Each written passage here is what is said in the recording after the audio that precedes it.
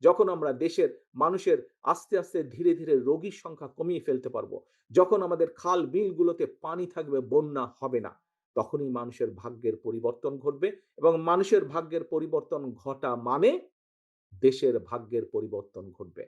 কথা অনেক হয়েছে। আমাদের লক্ষ্য একটাই, আমাদের উদ্দেশ্য একটাই। কি? দেশকে আমাদের গড়তে হবে। এই দেশকে শহীদ জিয়া গড়েছেন।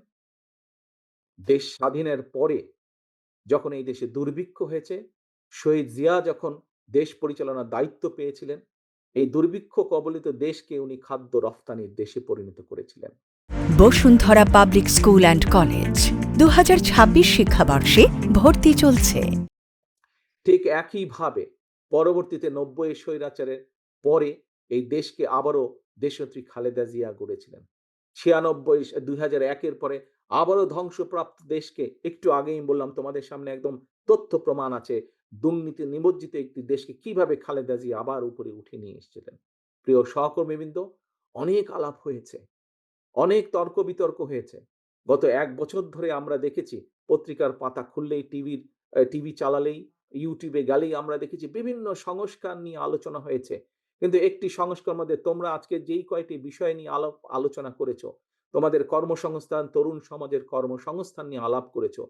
মহিলাদের এম্পাওয়ারমেন্ট নিয়ে আমরা আলোচনা করেছি। কৃষকের কৃষি কার্ড নিয়ে আমরা আলোচনা করেছি। আমরা মানুষের স্বাস্থ্য সেবার জন্য প্রান্তিক মানুষের দোরগোড়ায় স্বাস্থ্যসেবা পৌঁছে দেওয়ার জন্য আমরা স্বাস্থ্যকর্মীর বিষয় নিয়ে আলোচনা করেছি। আমরা আরো আলাপ আলোচনা করেছি কিভাবে আমরা খাল খনন করব, কিভাবে আমরা আ আ আ বৃক্ষরোপণ করব। সংস্কার নিয়ে আলাপ হয়েছে। এর মধ্যে বিএনপিও ৩ বছর আগে অনেক কিছু বলেছে।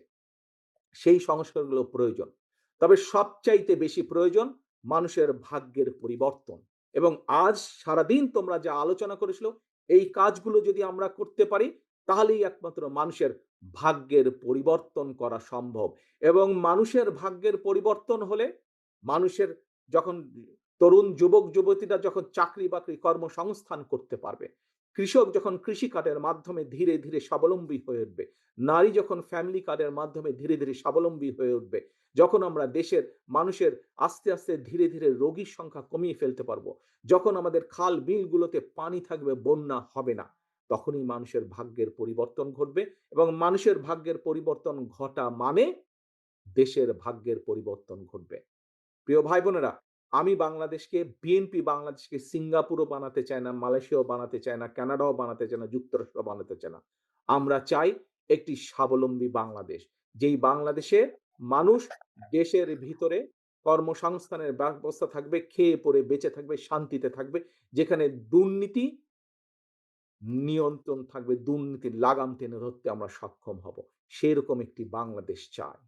অনেক কথা হয়েছে। আসো, প্রথমেই আমি বলেছি প্রথমেই আমি বলেছি, দেশ স্বাধীন সকলে কাঁধে কাঁধ